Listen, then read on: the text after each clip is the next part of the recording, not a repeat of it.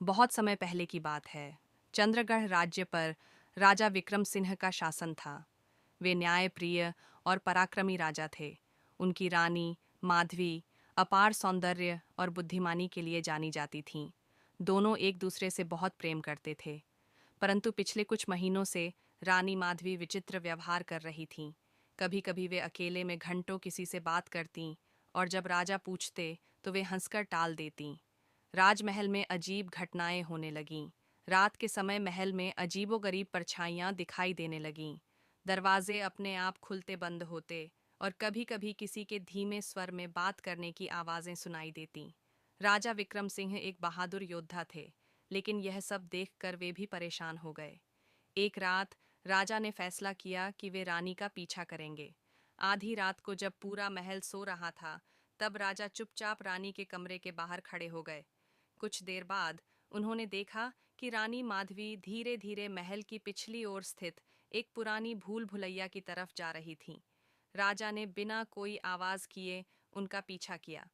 रानी उस भूल भुलैया में घुसते ही एक गुप्त दरवाजा खोलकर अंदर चली गईं। राजा आश्चर्यचकित थे।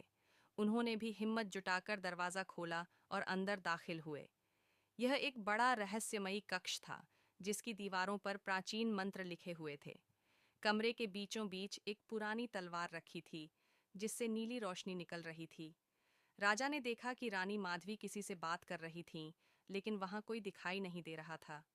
अचानक हवा तेज चलने लगी और एक आवाज गूंजी, राजा विक्रम सिंह, यह तलवार तुम्हारे पूर्वजों की है, लेकिन इसे उठाने का अधिकार सिर्फ माधवी को है।